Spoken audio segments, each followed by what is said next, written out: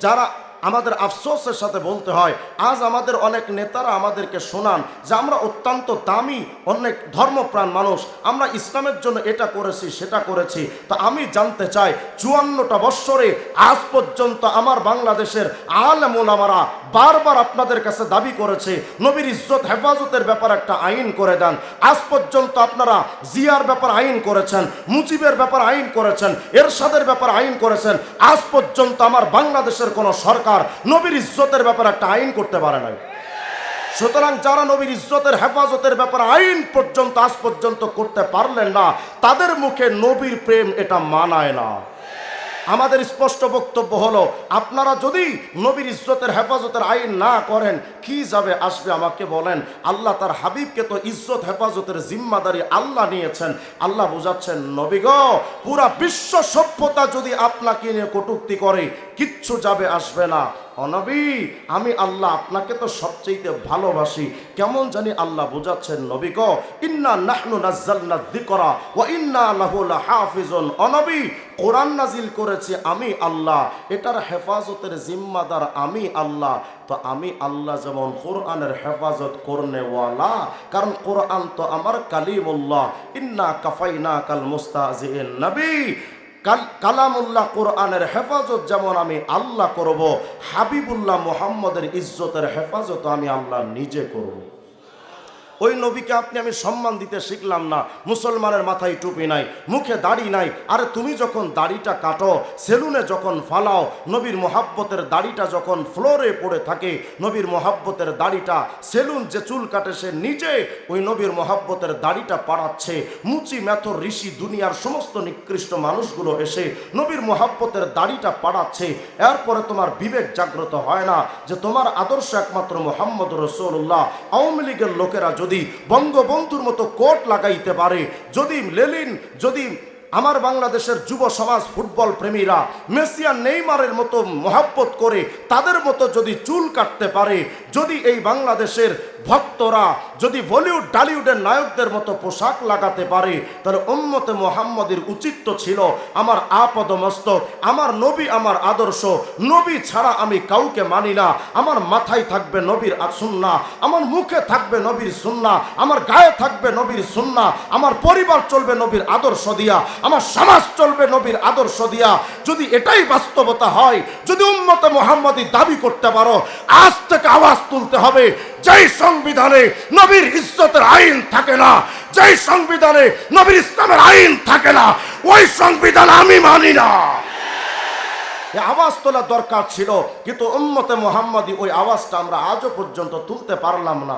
আমাদের কাছে মনে হয়েছে আমি মসজিদে নবী মানবো, মাদ্রাসায় নবী মানবো, হয়তো মুখে দাড়ি মাথায় টুপি আর গায়ে পাঞ্জাবি দেওয়ার ক্ষেত্রে শুধু নবীকে মানবো, আর আমি আদালতে নবী মানবো না, আমি আমার সমাজ ব্যবস্থায় নবী মানবো না। আমার বাংলাদেশের অর্থনীতি চলবে বেঈমানদের আইন দিয়া।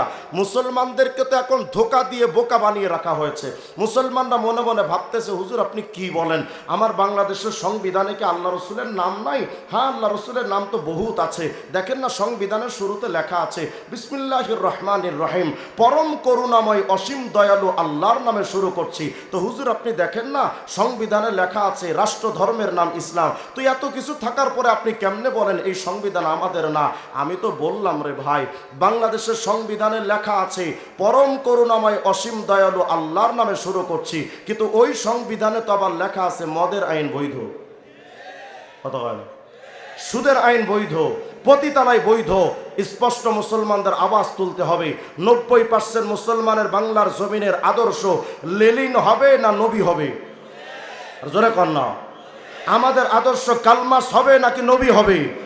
যদি তাই হয়, আজকে থেকে সিদ্ধান্ত নিতে হবে, আমার নবীর আদর্শ ছাড়া যারা আমাদেরকে ভিন্ন তন্ত্র মন্ত্রের দিকে ডাকবে, আমরা কাউরে মানি না। এই সিদ্ধান্ত শোনানো যাবে ইনশাআল্লাহ। আমাদের সামনে নির্বাচন আসবে, অনেক নেতারা আমাদেরকে বলবে, আমি যদি এলাকায় নির্বাচিত হই রাস্তা করে দিব, ব্রিজ করে দিব, কালভার্ট করে দিব। নেতাদেরকে বলতে বাধ্য করেন, ব্রিজ আমাদের দরকার নাই, কালভার্ট আমাদের দরকার নাই, আপনি আগে এটা বলেন যে ক্ষমতার মসনদে গিয়ে আল্লাহ রসুলের আইন ইসলাম বাস্তবায়ন করবেন। এই আওয়াজ তুলেন। যদি ইসলাম কায়েম হয়ে যায়, রাস্তাঘাট এমনিতেই হবে, কালভার্ট এমনিতেই হবে, কোনো কিছু বন্দোবস্ত বাকি থাকবে না। এটা তো এক কেন্দ্রিক কথা। দ্বিতীয় আরেকটি কথা আমি আপনাদের শোনায় যায়, রিয়াদুর রকায়েক ওয়া হিয়াদুল হাকায়েক কিতাবের মধ্যে আসছে, আপনার আমার নবীর নাম মুহাম্মদ না? কত কয়? মুহাম্মদ। ইমাম শাফি রহমতুল্লাহ মাযহাবের এক আলেম এই কিতাবটা লিখেছেন। 153 নম্বর পৃষ্ঠার মধ্যে তিনি এই মুহাম্মদ শব্দের একটা অর্থ লিখেছেন। মুহাম্মদ শব্দ লিখতে 4টা অক্ষর লাগে, বলেন তো কয়টা? মিম, হা, মিম, দাল। বলেন কয়টা? 4টা। এই 4টা অক্ষরে তিনি আলাদা আলাদা অর্থ লিখেছেন। কি লিখেছেন? তিনি লিখতেছেন, মিম আল উলা ইশারাতুন ইলাল মুলকিল আউয়াল ওয়া হুয়া দুনিয়া। মুহাম্মদের প্রথম মিম মানে মুলকে আউয়াল, অর্থ দুনিয়া। মিম আস-সানিয়া ইশারাতুন ইলাল মুলকিস সানি ওয়া হুয়াল আখিরাহ। মুহাম্মাদের দ্বিতীয় মিম মানে মুলকে সানি, অর্থ হলো আখিরাত। মাঝখানের হা ইশারাতুন ইলার রাহমা, হা মানে আল্লাহর রহমত। শেষের দাল ইশারাতুন ইলাদ দাওয়াম, দাল মানে সদা সর্বদা। মুহাম্মাদের প্রথম মিম মানে দুনিয়া, দ্বিতীয় মিম মানে আখিরাত, হা মানে আল্লাহর রহমত, দাল মানে সদা সর্বদা। আল্লাহ তাআলা আমাদের নবীর নামটা মুহাম্মদ দিয়া আল্লাহ যেন বোঝাতে চান, দুনিয়ার মানুষে শোনো, দুনিয়া থেকে আখিরাত পর্যন্ত সদা সর্বদা, সদা সর্বদা আমি আল্লাহর রহমত যদি পেতে চাও, আমার মুহাম্মদের শরীয়ত মানা ছাড়া আর কোনো বিকল্প রাস্তা নাই। তাহলে বলেন তো, নবীর শরীয়ত মানা দরকার আছে না নাই? আপনাদের এলাকায় কিছু ভণ্ড আছে, দেখবেন বাউল গান গাইতে আসে, আছে না? এরা এসা কয় যে আমরা সব মানি কিন্তু শরীয়ত মানি না। কত পালা গান দেয়, শরীয়ত বনাম মারেফাত। এই গানটার আয়োজন যেখানে করবে শরীয়ত বনাম মারেফাত, যেখানে করবে জুতা দিয়ে পিটাবে। তা শরীয়ত মারেফাত আলাদা বিষয় তো নয়, শরীয়ত মানতে মানতেই তো মারেফাত হয়। তোরা দুই মেরুতে দুইটাকে দাঁড় করালি কেন? এরা বলে যে হুজুর আমরা শরীয়ত মানি না। কি মানো? আমরা মারেফাত মানি। অথচ শরীয়ত মানে ইসলামের আইন, শরীয়ত মানে নবীজির আইন, শরীয়ত মানে ইজমা কিয়াসের আইন, শরীয়ত মানে ইসলামের টোটাল আইন। যদি কোনো কুলাঙ্গার কয় আমি শরীয়ত মানি না, তার মানে ও কোরআনও মানে না, নবীও মানে না, হাদিসও মানে না, সাহাবাও মানে না, ইজমা কিয়াস কিছুই মানে না।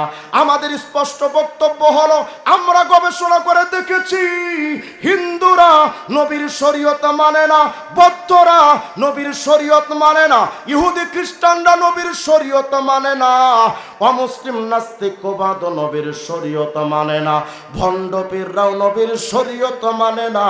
আমাদের বুঝতে বাকি নাই, ওরা চোরে চোরে তালতো ভাই, ওদের কোনো বিভেদ না। এরা আমাদের নাম দিছে আমরা শরীয়তি মোল্লা, আর এরা মারেফতি পাগলা। এদের পাগল ছাগল মরলে তো কবরে মোমবাতি জ্বালাই। বলেন তো কবরে মোমবাতি জ্বালানো জায়েজ না হারাম? নিজেদের কবরে মোমবাতি জ্বালাইয়া হুজুর আরমানি সাহেবদের কবরে তো মোমবাতি জ্বলবে না, এখন এরা নিজেদের কবরে মোমবাতি জ্বালা গান গায়, পাগল মরলে বাতি জ্বলে, মোল্লা মরলে জ্বলে না। কত গায়? পাগল মরলে বাতি জ্বলে, মুন্সি মরলে জ্বলে না, পাগলার কাছে খোদাই থাকে, কান্নার দলে দেখে না, টুনটুনা টুনটুন। আমি বললাম আমাদের কবরে মোমবাতি জ্বলবে কে? মোমবাতি তো তোদের কবরে জ্বলার কথা। দুনিয়া থেকে আল্লাহ রসুলের শরীয়তকে বাদ দেওয়ার কারণে তুই মরার আগে যে জাহান্নামের টিকিট কাইটা কবরে গেলি, তুই কবরে যাওয়ার সাথেই যে তোর কবরে জাহান্নামের আগুন দাউ দাউ করে জ্বলে, তার প্রমাণ তোর কবর ওপরেও জ্বলে। এরা বলে আমরা শরীয়ত মানি না। কি মানে এরা? আমি একটা প্রমাণ আপনাদেরকে দেখাই। এই যে বইটা আমার কাছে দেখতে পাচ্ছেন, এই বইটার নাম হলো অখণ্ড লালন সঙ্গীত। এই বইটা হলো বাউলদের বই, বাউলদের কোরআন বলা হয় এটাকে। কারণ বাউলদের কোরআন কিন্তু আমাদের কোরআন আর বাউলদের কোরআন কিন্তু এক না। তারা বলে কাগজের কোরআন এটা আল্লাহর কিতাব না, লালনের গান হলো কোরআন। নাউজুবিল্লাহ আসতে বলেন আপনারা, আমার সময় নেই বলে বই খুলে এখন দেখানোর সুযোগ নেই। দেখেন তো এই বইটার মধ্যে কি লিখেছে। অখণ্ড লালন সঙ্গীত, লালনের সকল গান এটার মধ্যে আছে। এই বইটার মধ্যে 57 নম্বর পৃষ্ঠার মধ্যে লালনের গান একটা লেখা আছে, বলতেছে মোর্শেদ যা ইশারা দেয় বন্দেগীর তরিক সেই হয়। মানে তাদের মোর্শেদ মানে পিসাব যে ইশারা দিবে, যে ইঙ্গিত বা যে সিস্টেম বলবে, এটাই হলো নবী, এটাই হলো তাদের মানার একমাত্র শরীয়ত। এই গানটার ব্যাখ্যা লিখেছে আবার, মোর্শেদ রূপে আল্লাহ যার জন্যে সাধন পদ্ধতি দান করেন সেটাই তার জন্যে পালনীয় অপরিহার্য ধর্মবিধান বা শরীয়ত। মানে তাদের পীর যে আইন বলবে ওটাই হলো শরীয়ত। অথচ আপনারা জানেন জামে সগীরের 7476 নম্বর হাদিস, নবীজি বলেছেন লাউনা সালা মুসা ফাত্তাবা তুমুহ, এই জামানায় যদি মুসা নবীর আগমন হয় আর তোমরা যদি মুসা নবীকে মানতে শুরু করে দাও, ও তারা তুমুনি, আমি মুহাম্মদকে বাদ দিয়া লা দলালতুম, অবশ্যই তোমরা পথভ্রষ্ট হয়ে যাবে। আর এক রাওয়ায়াতের মধ্যে আসছে লাউকানা মুসা হাইয়া, এই জামানায় যদি মুসা নবী জীবন্ত থাকতেন, এরপরে মুসা নবী জীবন্ত থাকলে মা ওয়াসিয়াহু, তার জন্য কোনো সুযোগ ছিল না ইল্লা ইত্তেবাই, আমি মুহাম্মদকে মানা